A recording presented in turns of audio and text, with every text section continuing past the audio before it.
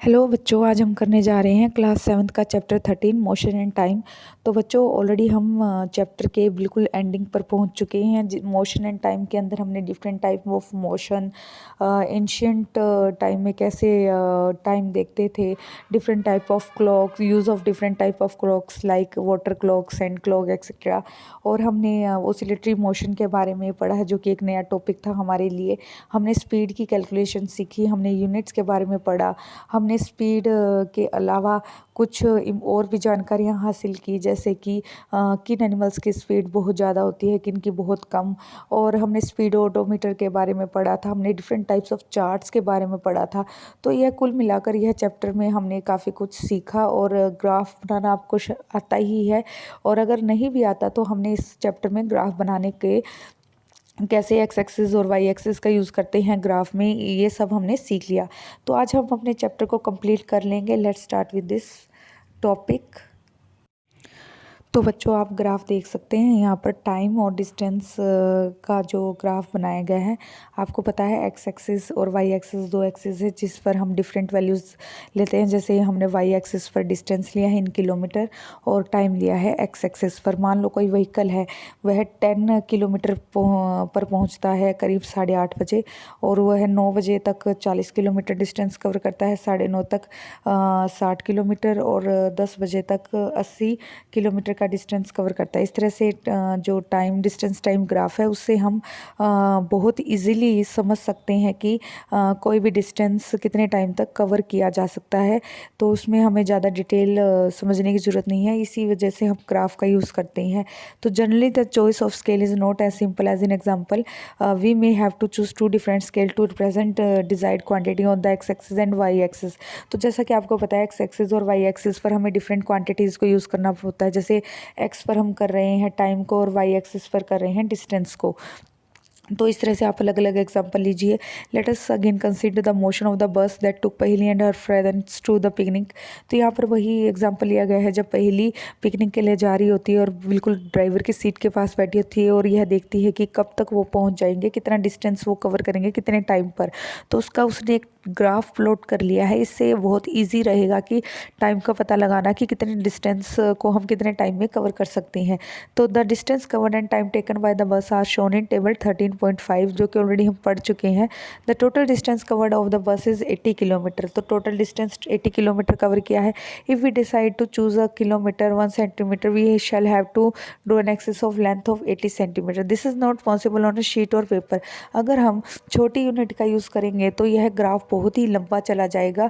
हम बड़ी यूनिट का यूज़ करेंगे क्योंकि जो डिस्टेंस है वो बहुत ज़्यादा है, तो उसको 80 सेंटीमीटर्स की जगह हम किलोमीटर्स में हम यूज़ करेंगे। तो this is not possible on a sheet of paper. On the other hand, a scale 10 kilometre is equal to 1 centimetre, तो would require an axis of length only 8 centimetre. This scale is quite convenient. तो हाँ, कहा जाए तो अगर हम kilometre का use करते हैं तो it is more convenient for us, हमारे लिए बहुत ज़्यादा आसान हो जाएगा graph banana. However, the graph may cover only a small part of the graph paper. So, some of the point to be kept in mind while choosing the most suitable scale for drawing a graph. तो हमने कुछ important बातें ध्यान में रखनी है। The difference between the highest and lowest value. सबसे पहले हमने डिफरेंस याद रखना है कि सबसे छोटी वैल्यू और सबसे बड़ी वैल्यू में। The intermediate value of each quantity so that with the scale choose it is convenient to mark the value on the graph. हमने इंटरमीडिएट वैल्यू को भी ध्यान रखना है जो लोवेस्ट और हाईएस्ट के बीच की है। To utilise the maximum part of the paper on which the graph is to be drawn. और यह भी देखना है कि ग्राफ हमारे पेपर, जो ग्राफ पेपर है उस पर बन जाए। तो suppose that you are given on a graph paper of size 25 into 25 centimetre, one of the scale which meets the above condition and can accommodate the data of table.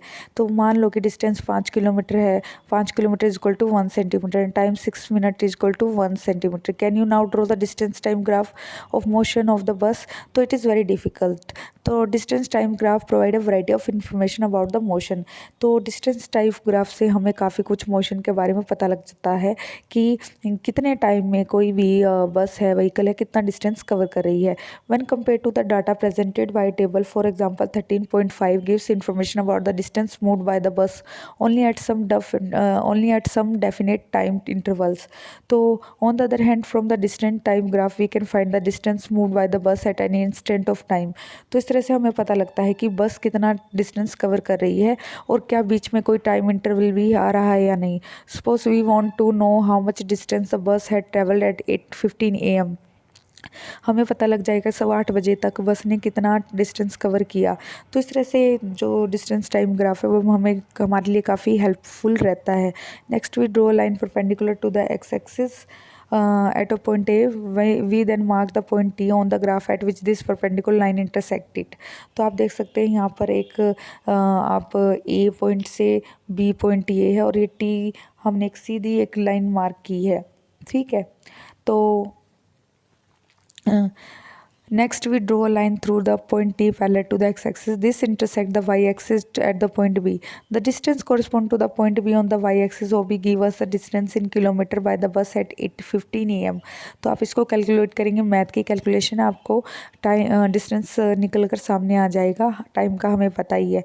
How much is the time distance, how much is this distance in kilometre. Can you help Paheli to find the distance move by the bus at 9:45 AM। तो आप graph में से देखकर बता सकते हैं कि 9:45 AM तक बस कहाँ तक पहुँची होगी, कितना डिस्टेंस कवर किया है। तो बच्चों ये सारी मैथ की कैलकुलेशंस है जो आपको इजीली आप प्रैक्टिस करेंगे तो आ जाएगी। तो आज हम शुरू करते हैं कीवर्ड्स से। तो बार ग्राफ, तो हम जब कोई भी डाटा है उसको बार की फॉर्म में रिप्रेजेंट करते हैं on the graph, that graph is called bar graph. और ग्राफ एक रिप्रेजेंटेशन होती है किसी भी डाटा की जहाँ पर दो क्वांटिटीज़ यूज़ होती हैं और उनको हम एक्सप्लेन करते हैं with the help of graph. तो बच्चों नॉन यूनिफॉर्म मोशन जहाँ पर हम एक कांस्टेंट स्पीड में नहीं चलते, हमारी स्पीड आगे पीछे होती रहती है, तो उसे नॉन यूनिफॉर्म मोशन कहा जाता है। तो बच्चों आज के लिए इतना ही, धन्यवाद।